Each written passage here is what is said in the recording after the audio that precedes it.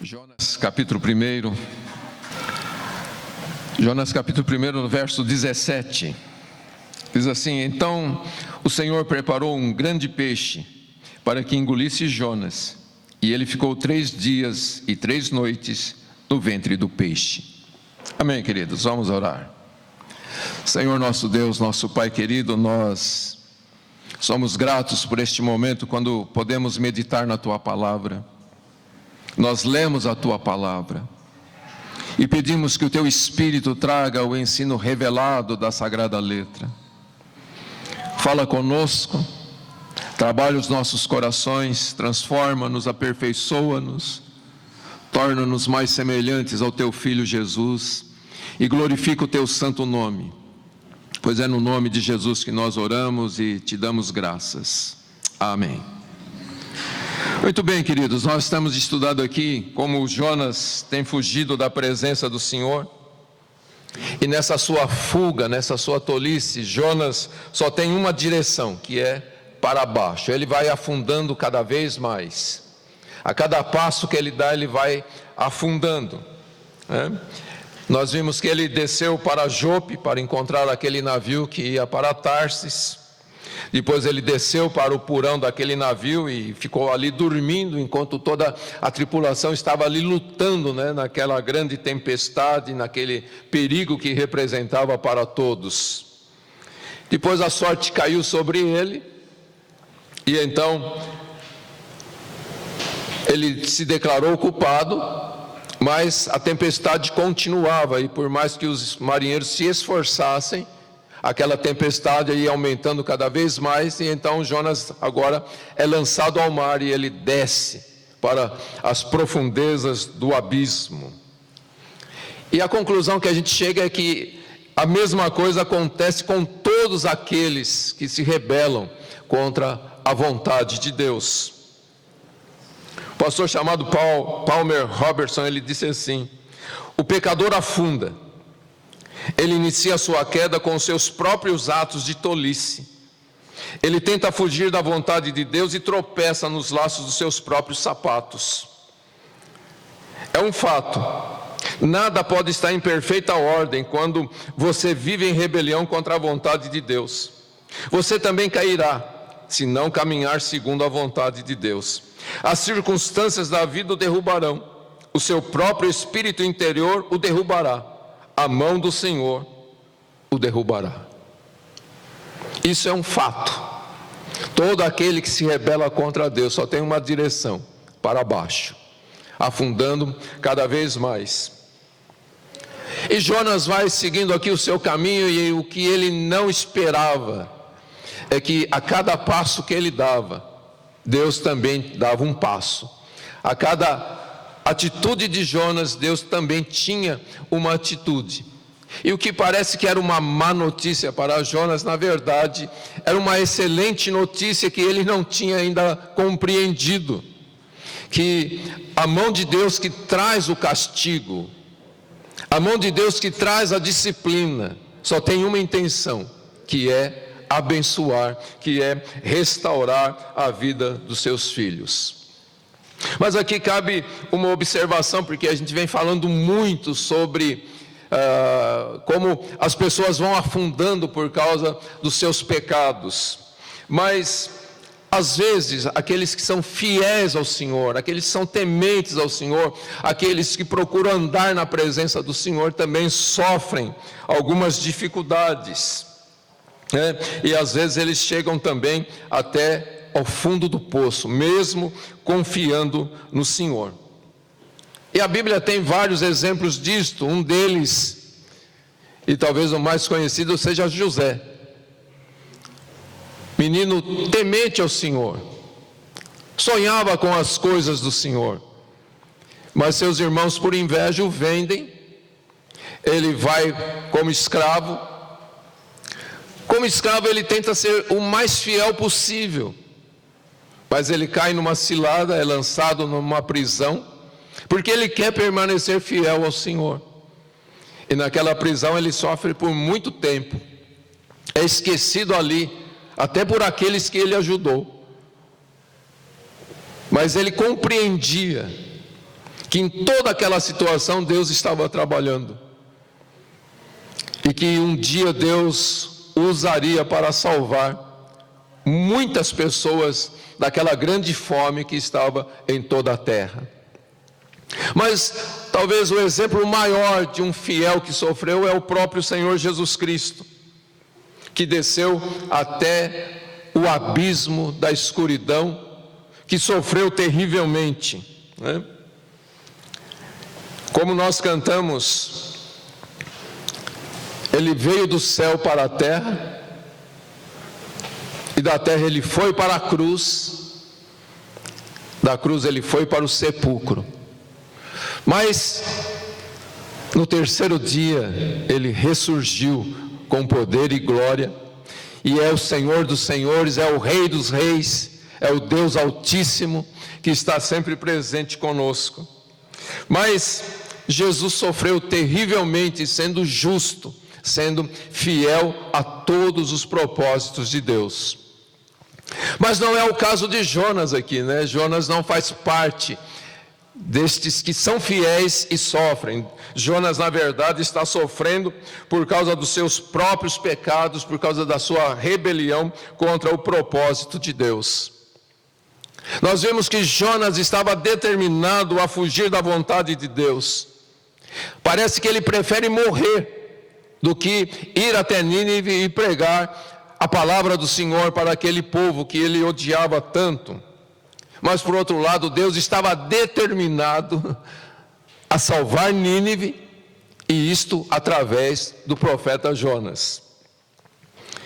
E então Jonas vai descobrir agora a graça de Deus, ele vai descobrir a misericórdia de Deus. Mas para isso ele teve que chegar ao mais profundo, até aquele abismo, para que ele pudesse conhecer a graça de Deus e então aprendesse a ter misericórdia e pregar a graça de Deus para aquele povo de Nínive.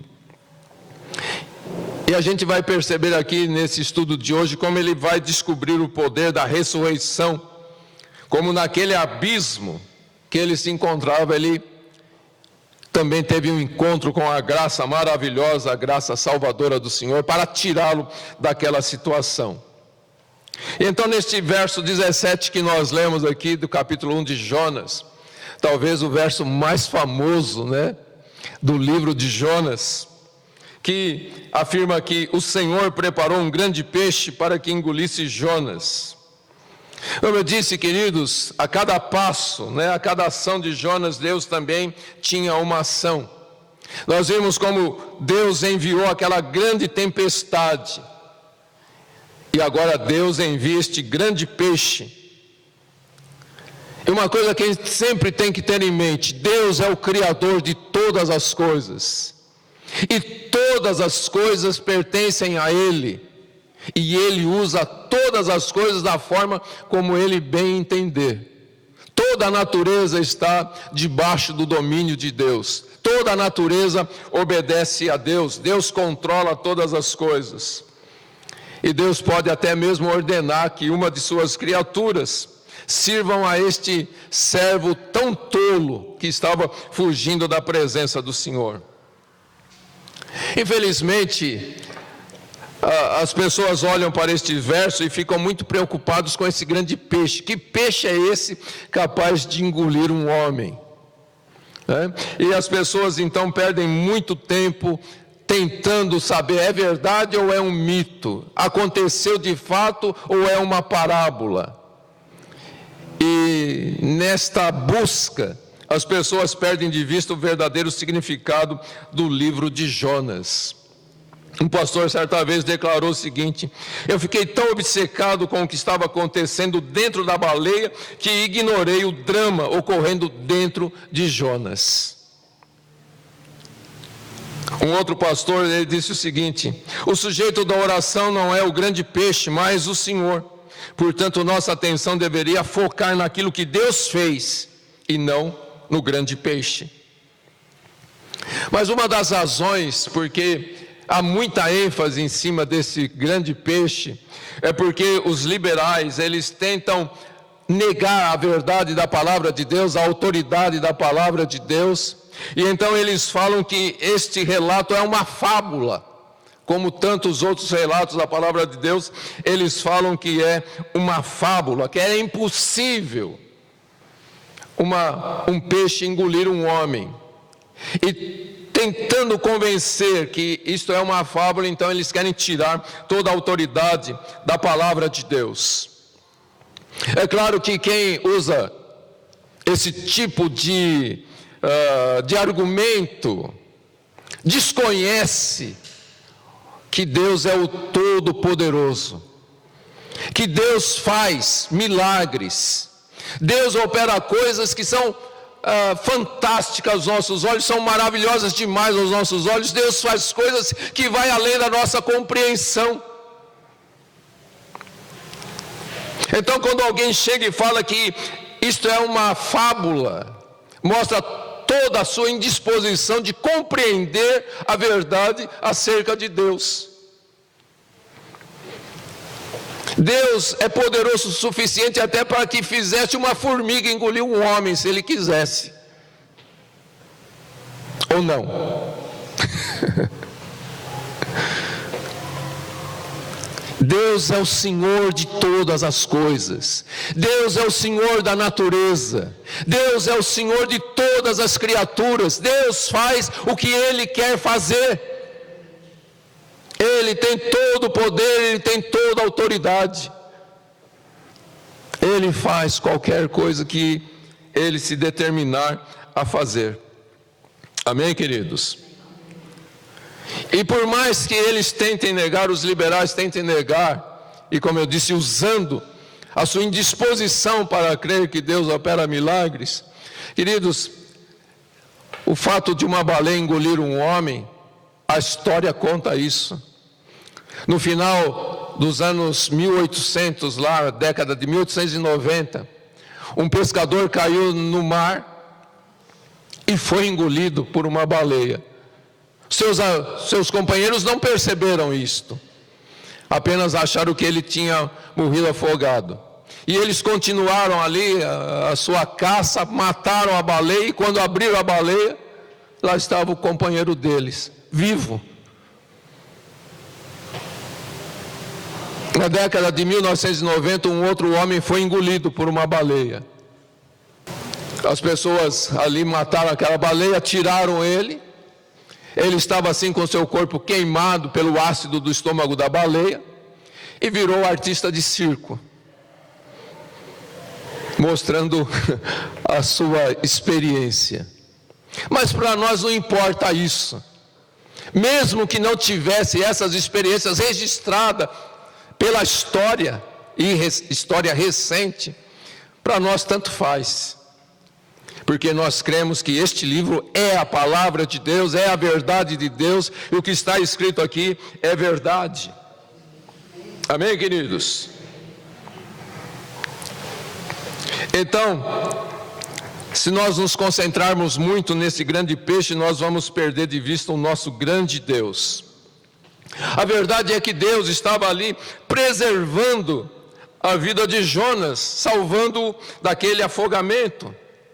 Deus estava disciplinando e operando uma restauração espiritual na vida do profeta.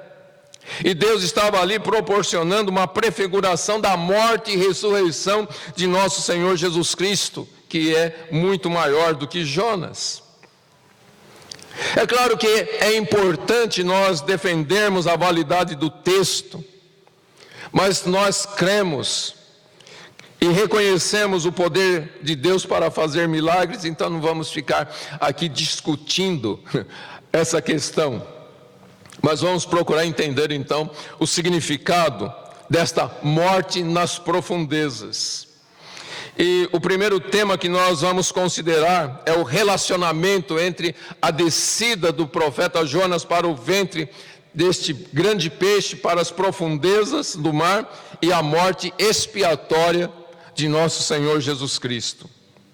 Tertuliano, um dos pais da igreja, ele disse o seguinte: o que Jonas sofreu foi um tipo do sofrimento do Senhor, pelo qual penitentes pagãos também seriam redimidos. E então, nesse sentido, quando nós olhamos para o simbolismo aqui da linguagem de Jonas no mar, nós precisamos entender alguns ensinamentos da palavra de Deus. Pensando quando Noé passou por aquele grande dilúvio, Moisés passando com o povo de Deus pelo Mar Vermelho, Josué atravessando o Rio Jordão, nós vamos perceber que estas águas, tanto do mar como do rio, elas simbolizam o poder da morte, de engolir e destruir pessoas. Alguém disse assim: as águas são o poder da morte e do afogamento. Aquele que é lançado nelas é lançado na morte. Aquele que passa por elas atravessa a morte. E de uma forma semelhante, esse grande peixe também simboliza, a morte que engole aqueles que se rebelam contra a vontade de Deus e não se arrependem dos seus pecados. E ainda essa declaração que a Bíblia diz aqui, que Jonas esteve 3 dias e 3 noites no ventre do grande peixe, fala da morte, que era o tempo tradicional para confirmar a morte de uma pessoa. Lembra que quando Lázaro morreu, Jesus recebe a notícia da morte de Lázaro, mas ele espera mais 2 dias antes de ir para ressuscitar Lázaro, e ele chega lá no 4º dia, porque eles acreditavam que até o 3º dia alguém podia tornar a viver, que a pessoa não estava realmente morta e que ela poderia voltar a viver, mas se passasse 3 dias, então realmente a morte estava confirmada. E então Jesus espera, e ele chega lá no 4º dia, para que todo mundo soubesse, e a própria Marta declara: Senhor, já está cheirando mal, porque a morte está confirmada. Então 3 dias fala sobre isto, e o próprio Senhor Jesus permaneceu 3 dias naquele túmulo, para justamente desfazer a tentativa de dizer que ele não havia morrido. As pessoas tentavam dizer que ele havia desmaiado diante do tão grande sofrimento que ele tinha passado na cruz. Ele tinha desmaiado, ele tinha perdido as forças. Mas depois de 3 dias não tinha como negar que ele havia morrido. E quando ele aparece de novo, tem que acreditar que ele ressuscitou dos mortos. Fica claro isso, queridos? Então, toda interpretação que nós fazemos dos textos bíblicos, nós devemos olhar para Jesus, porque Jesus é a consumação de todas as coisas. Jesus é a realização de todas as profecias e de todos os exemplos que aconteceram no Velho Testamento. E o próprio Senhor Jesus fala sobre isto, a questão de Jonas, quando os fariseus estavam pedindo que ele provasse a sua identidade através de milagres, e Jesus então responde em Mateus capítulo 12, versos 39 e 40. Uma geração má e adúltera pede um milagre, mas nenhum milagre lhe será dado, senão o do profeta Jonas. Pois assim como Jonas esteve 3 dias e 3 noites no ventre do grande peixe, assim o Filho do Homem estará 3 dias e 3 noites no coração da terra. Então, queridos, a única maneira de nós interpretarmos o que aconteceu com Jonas é através do que Jesus está falando, que era uma prefiguração da sua morte e ressurreição. Então, queridos, isso indica que essa possível morte, vamos chamar assim, de Jonas, ali naquele túmulo de água, ensina pelo menos 3 coisas que eu quero pensar aqui com vocês. A primeira é que é o fim do juízo de Deus, que o fim do juízo de Deus é a morte. A Bíblia diz que o salário do pecado é a morte. Então todo aquele que não se arrepende do seu pecado, o fim desta pessoa, o juízo de Deus sobre esta pessoa é a morte. E quando Jonas foi então engolido por este grande peixe, estava chegando ali o auge do julgamento de Deus sobre a rebelião do profeta. Então, no que dizia respeito a ele estava sendo sepultado, que é o julgamento final sem retorno. Depois que foi sepultado, não tem mais jeito. Mas aí você pergunta, mas Jonas não saiu de lá? Saiu, mas a gente vai estudar sobre isso também. Mas, neste momento, Jonas está sendo sepultado. É lógico que ali, nós vamos estudar depois, ele fez uma oração, ele volta para Deus, então tudo muda. Mas vamos entender isto, querido, que o julgamento final é a morte. Jacques Ellul, ele disse assim, é a danação. Essa palavra danação significa condenação ao inferno. O peixe é, na verdade, o inferno.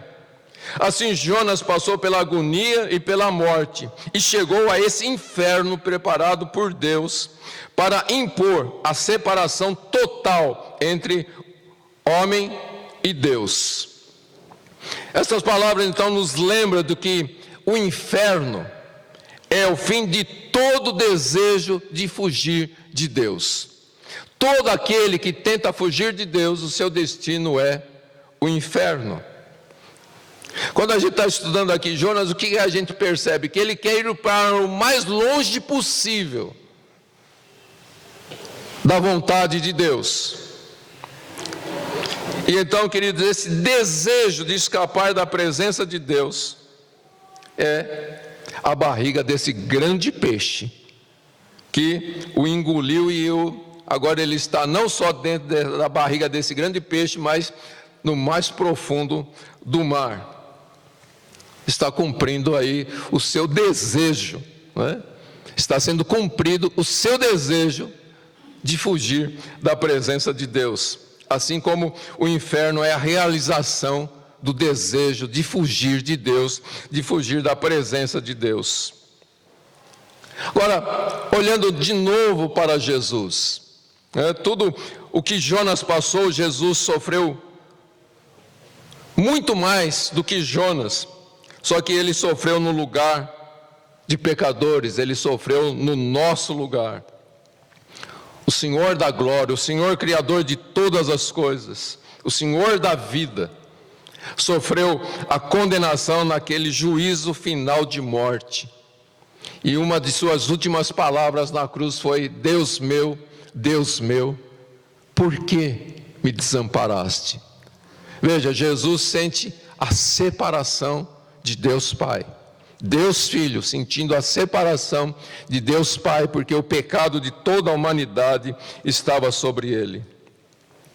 Então, a experiência de Jesus na cruz foi muito mais terrível do que a experiência de Jonas no ventre deste grande peixe. Lembrando que Jesus voluntariamente tomou sobre si os nossos pecados e a morte que nós merecíamos pelos nossos pecados. Cirilo de Jerusalém, ele pregou muitos anos atrás, lá nos primeiros séculos, e ele disse assim: Jonas foi jogado na barriga de um grande peixe, mas Cristo desceu por vontade própria até a moradia do peixe invisível da morte. Ele desceu por vontade própria para obrigar a morte a cuspir aqueles que ela havia engolido, segundo a Escritura. Eu os libertarei do poder do submundo e os redimirei da morte. Veja que declaração interessante. Jesus desceu até a morte para fazer a morte cuspir aqueles que ela havia tragado. Agora, queridos, como Jonas, cada pecador segue um caminho de pecado que só leva para a perdição e para a morte.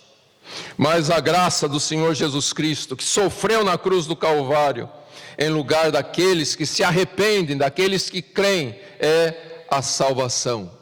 Como Paulo diz, o salário do pecado é a morte, mas o dom gratuito de Deus é a vida. Amém, queridos? E assim como a morte de Jonas nas profundezas afastou a tempestade daquele navio, daqueles marinheiros, assim a cruz de Cristo remove a ira de Deus de sobre os nossos pecados.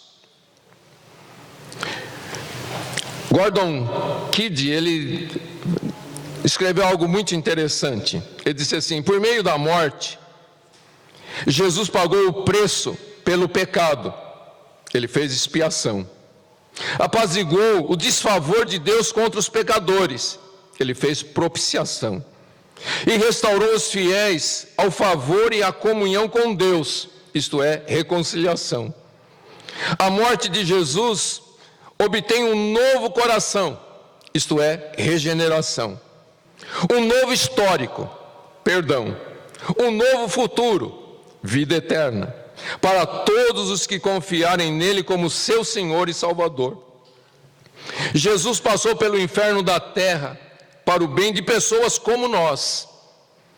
Os 3 dias de Jonas no peixe ressaltaram que o salário do pecado é a morte, e que, para que alguém possa receber o perdão das consequências do pecado, precisa haver uma expiação suficiente para cobrir a dívida. Neste sentido, a morte e o sepultamento de Jesus foram o sinal de Jonas para a sua geração. Amém, queridos?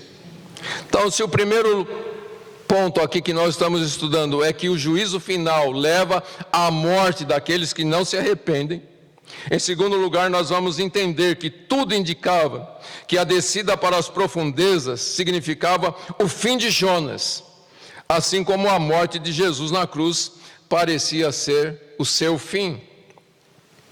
Pense, quando aqueles marinheiros lançaram Jonas no mar, provavelmente eles ficaram olhando Jonas afundando. Não sei se eles viram, provavelmente não viram a baleia engolindo Jonas. Mas quando Jonas não voltou à tona, eles pensaram: morreu, vamos embora. E então seguiram sua viagem. Da mesma forma, quando Jesus deu o último suspiro, os fariseus também suspiraram e falaram: acabou, ficamos livres dele. Os romanos pensaram a mesma coisa: acabou, deixa a família levar o corpo e sepultar. Mas, no entanto, queridos, não foi o fim de Jonas e muito menos o fim de nosso Senhor Jesus Cristo. Pois por meio da morte de Jesus, o santo servo de Deus, Deus pretendia trazer vida para todos aqueles que creem.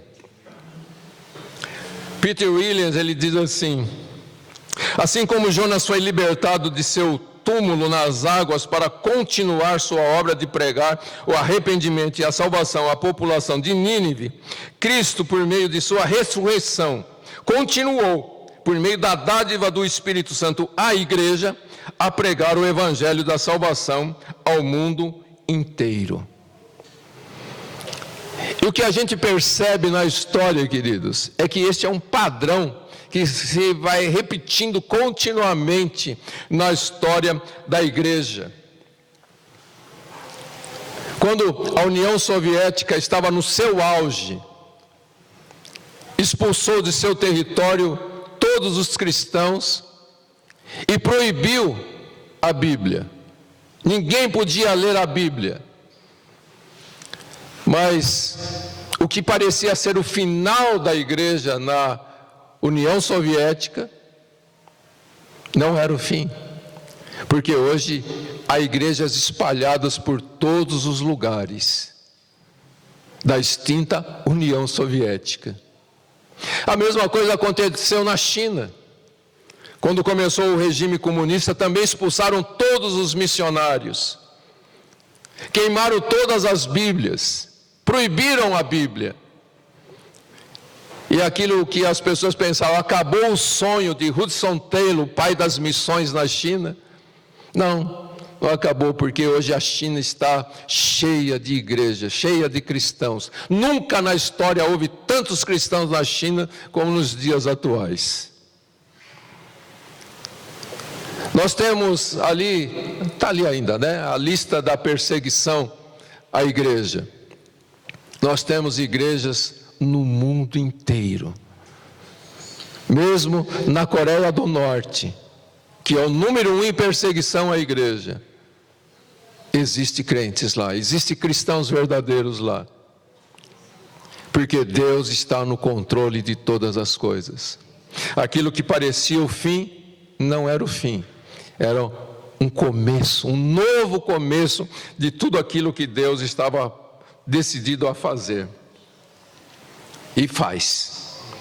E o terceiro ponto aqui é levantado pela descida de Jonas para a barriga do grande peixe. É que aquele grande peixe, né, essa criatura do mar, não era apenas um sinal do juízo de Deus, mas também da soberana graça salvadora de Deus por meio do juízo. A pergunta que fica, e a Bíblia responde, é de onde veio este grande peixe? A Bíblia diz, Deus fez com que este peixe, esse grande peixe, estivesse no lugar certo, na hora certa, com um apetite suficiente para engolir um homem. Não é obra do acaso. A Bíblia diz que Deus fez isto. A palavra-chave aqui neste verso é preparou. Então o Senhor preparou um grande peixe para que engolisse Jonas. Deus vem trabalhando o tempo todo para cumprir os seus planos, para cumprir a sua vontade salvadora para o profeta. Deus queria restaurar a vida do profeta, como também levar a sua mensagem de salvação através deste profeta. E esse é o tema recorrente aqui em todo o livro de Jonas. A ênfase é esta: a graça soberana de Deus para salvar. Como nós ainda vamos ver mais tarde, Deus vai preparar uma planta, né, para fornecer a sombra para Jonas. Depois Deus vai preparar um verme que vai destruir aquela planta. E finalmente Deus vai preparar aquele vento suave vindo do leste para soprar o profeta.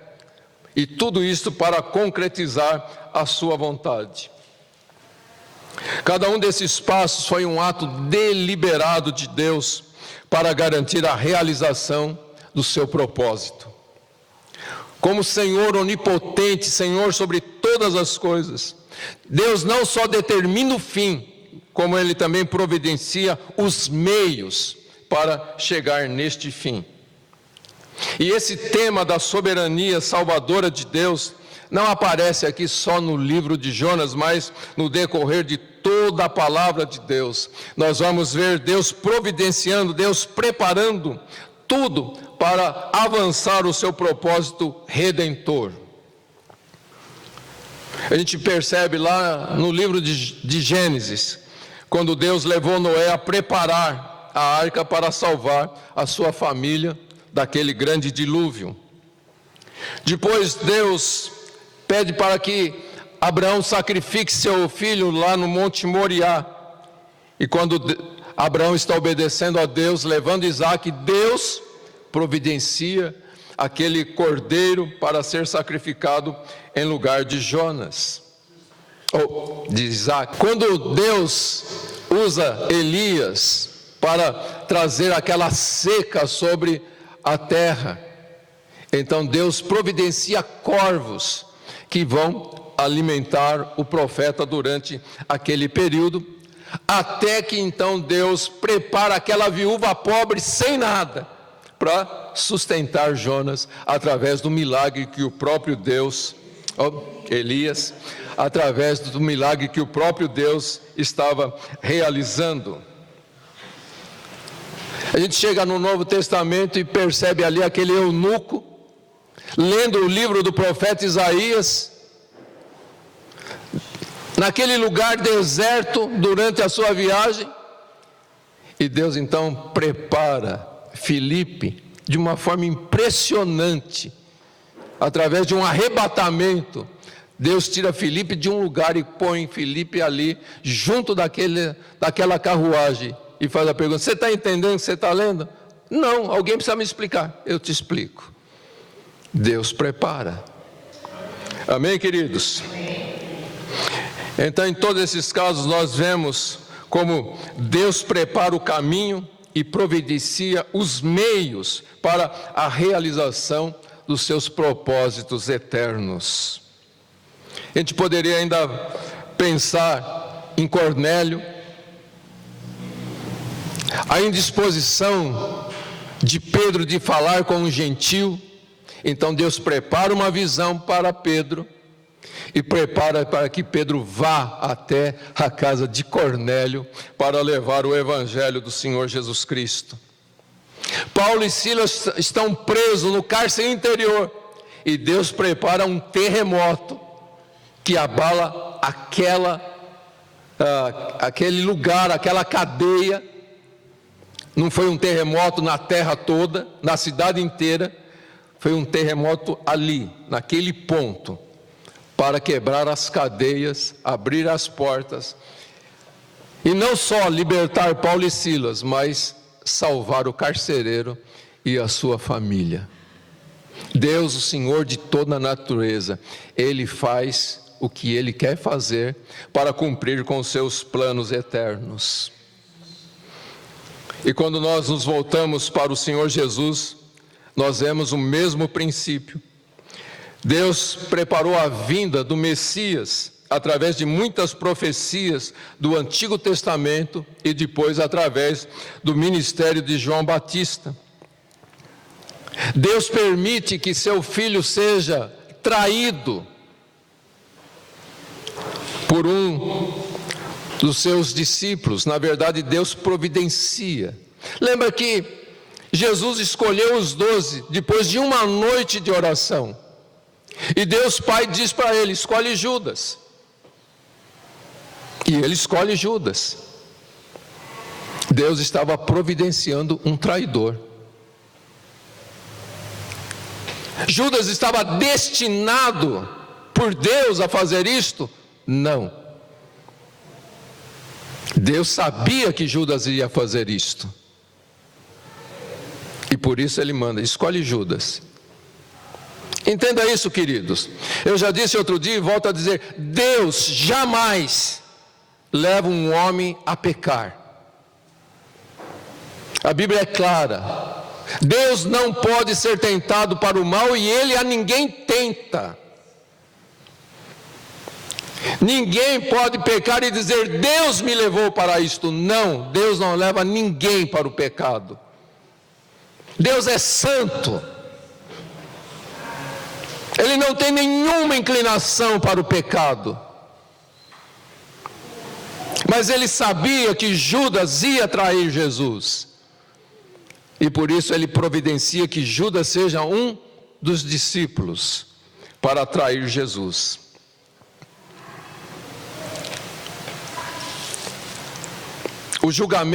Todo o julgamento de Jesus e a sua morte ocorreram, como Pedro diz, lá em Atos capítulo 2, verso 23, pelo determinado desígnio e presciência de Deus.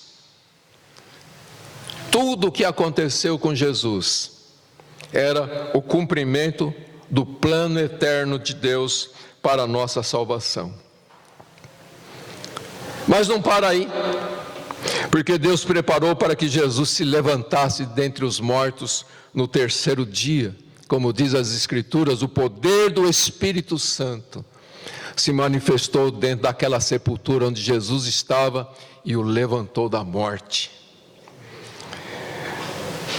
Assim como Deus vai tirar Jonas, depois de 3 dias do ventre desse grande peixe, para chegar na cidade de Nínive e pregar a palavra da graça soberana de Deus para a salvação de todos aqueles que creem e se arrependem dos seus pecados.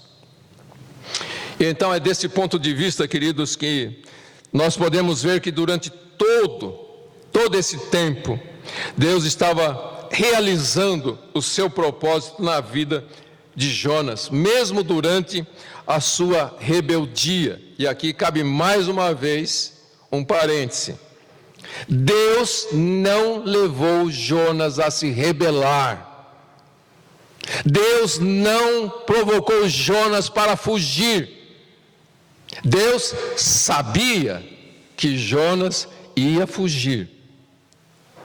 E usou a fuga de Jonas para salvar aqueles marinheiros. Mas Deus não levou Jonas a fugir. Ok, queridos? A Bíblia diz que Deus trabalha em todas as situações. A Bíblia não diz que Deus cria todas as situações. Jonas criou a sua rebeldia. Jonas criou a sua fuga. Mas Deus usa a sua fuga para cumprir com os seus planos eternos. O propósito de Deus sempre foi levar Nínive ao arrependimento. E Ele fez isto em sua misericórdia por eles, como também para manifestar a sua glória entre aquele povo. E por isso Deus deixou Jonas se unir aos ninivitas na sua rebelião. Dá para entender isso? Deus permitiu que Jonas se tornasse alguém rebelde, que Jonas experimentasse o tipo de morte sobre a qual ele ia advertir o povo de Nínive, caso eles não se arrependessem. Assim como Jonas serviu de emblema da ressurreição, como dádiva de um Deus tão gracioso. Então, quando Jonas chega naquela praia, depois de ser expelido ali pelo grande peixe, Jonas era um homem sujo, humilhado, mas que agora confiava em Deus, e estava pronto, estava equipado para servir ao propósito de Deus em Nínive. E esse é o entendimento que Deus quer que a gente chegue, queridos, para levarmos a mensagem de Deus para o mundo inteiro.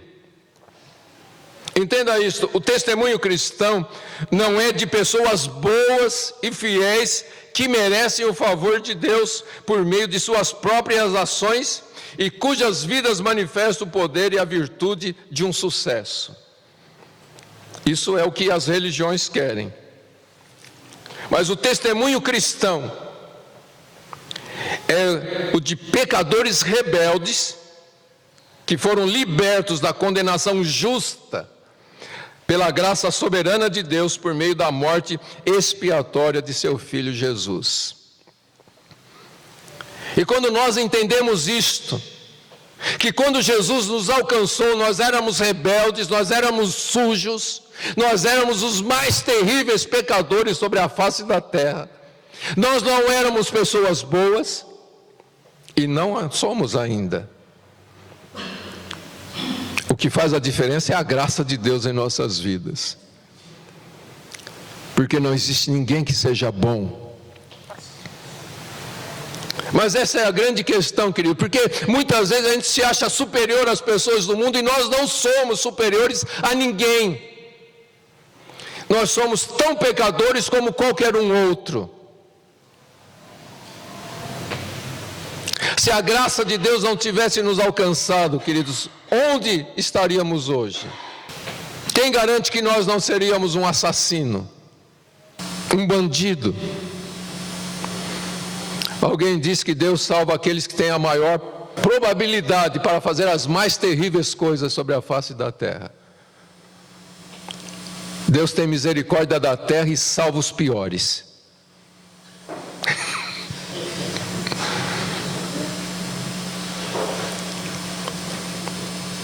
Então nós não somos melhores do que ninguém.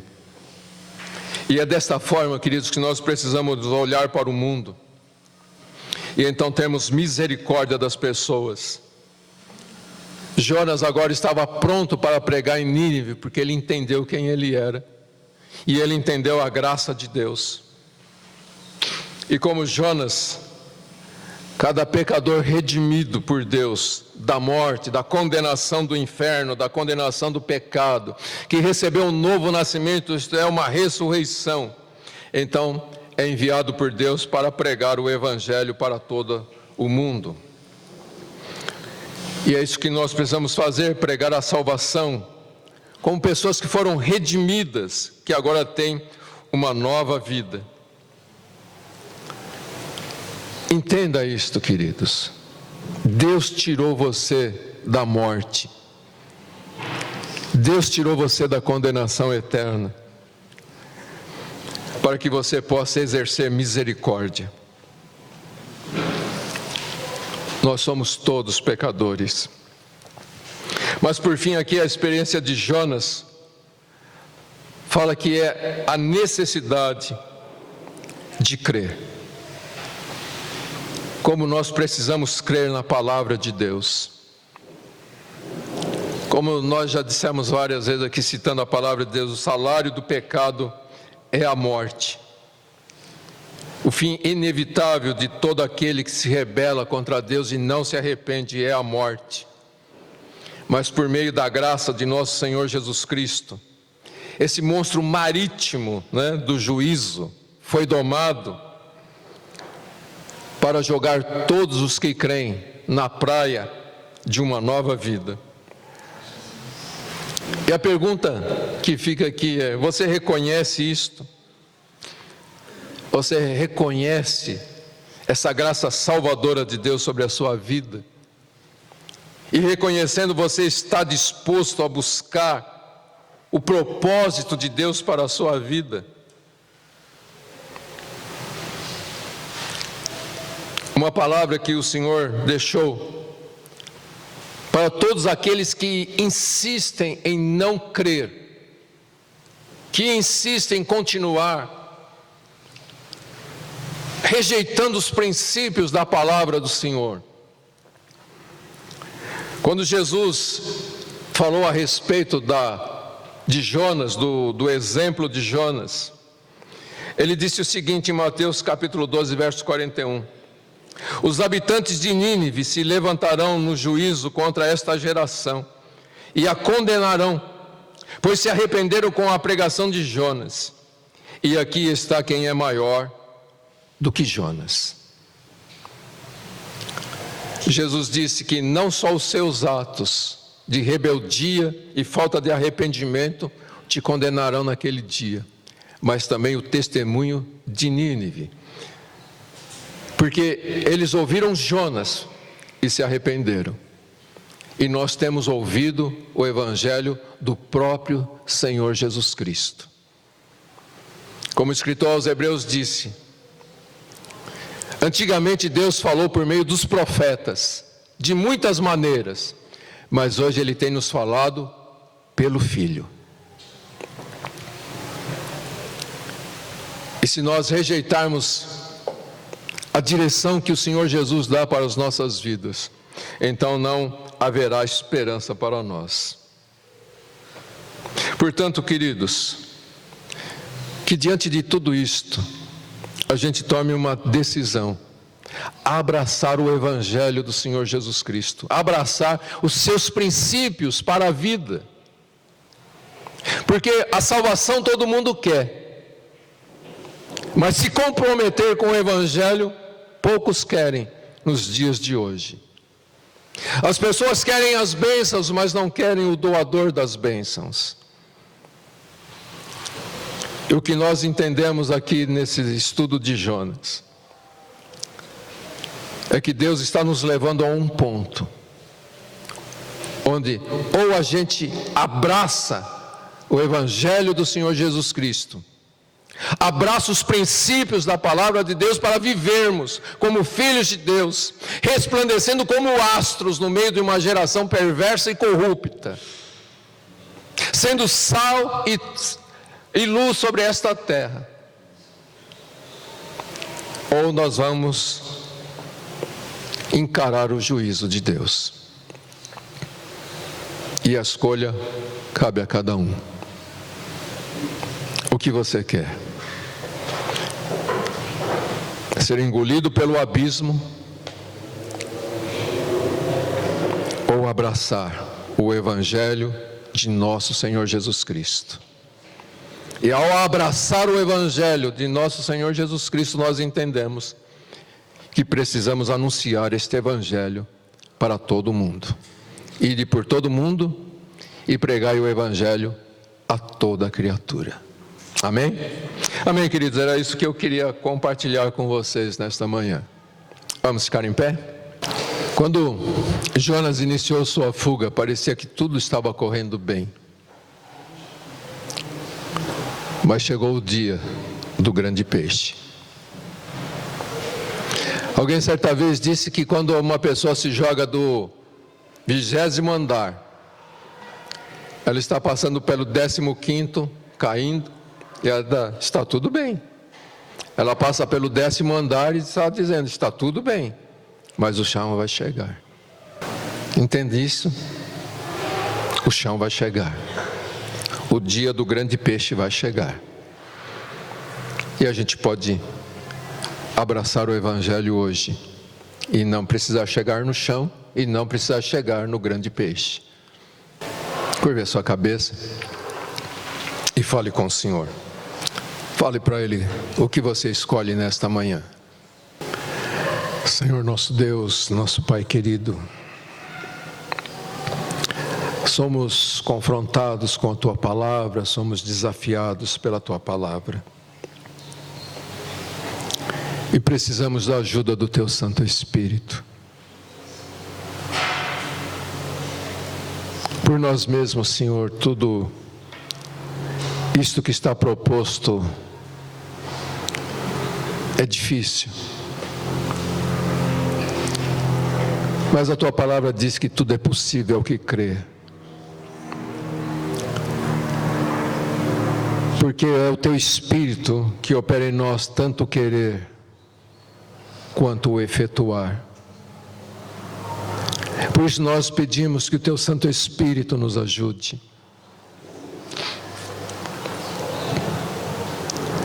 Queremos ser cheios com o Teu Espírito. E por isso, Senhor, nós confessamos aqui a nossa necessidade. Como disse Teu servo Davi, sou pobre e necessitado, mas o Senhor cuida de mim. E eleva os meus olhos para os montes, porque o Senhor é quem vai enviar o socorro. E então nós sabemos que tudo isto é possível. É possível nós sermos diferentes. É possível nós sermos sal e luz neste mundo. É possível, Senhor, resplandecer como astro no meio desta geração perversa e corrupta. E é possível, sim, levar o Evangelho de Jesus a todas as pessoas. Porque é o Senhor quem vai fazer todas as coisas. Não depende de nós, depende somente do Senhor. O Senhor só diz para que abramos a nossa boca e o Senhor colocará as palavras em nossos lábios. O Senhor disse que nós não precisamos nos preocupar quando somos levados diante das pessoas, porque o Teu Espírito nos ensinará o que dizer. Então nos ajude a sermos humildes e submissos ao Teu Espírito. Nos ajude a encher o nosso coração com o Teu temor. Nos ajude a encher o nosso coração com a Tua Palavra. Nos ajude a ser pessoas de oração. Porque é o que nós vemos, é o que acontecia com a igreja em Atos dos Apóstolos. Eles perseveravam na palavra, eles perseveravam na oração, eles perseveravam no partir do pão e em todos eles havia temor. E então grandes coisas o Senhor fazia através da igreja. E é isso que nós queremos, Senhor, que o Senhor faça grandes coisas. Que o Senhor exalte o Teu santo nome. Que o Senhor exalte o poder da Tua palavra. Nos colocamos, Senhor, à tua disposição. Nos rendemos a ti, Senhor. Nos rendemos a ti. Nos rendemos a ti, Senhor. Nos rendemos à tua vontade. E oramos como o Senhor mesmo nos ensinou a orar. Venha o teu reino e seja feita a tua vontade aqui na terra como é feita nos céus. Livra-nos, Deus, de qualquer inclinação para a rebelião, mas que possamos estar totalmente inclinados para o teu Espírito e obedientes ao teu Espírito.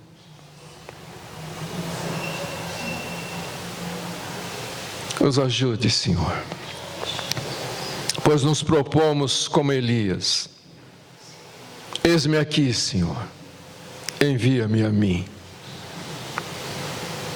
Eis-me aqui, Senhor, para fazer a tua vontade. Só pedimos, Senhor, nos ajude. Nos ajude. Tenha misericórdia de nós, Senhor. Manifesta a tua graça e nos ajude a sermos verdadeiros discípulos do Senhor Jesus Cristo,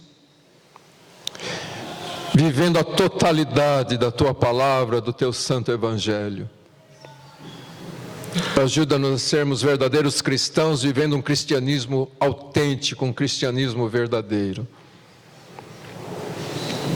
E é em nome do Senhor Jesus Cristo que nós oramos.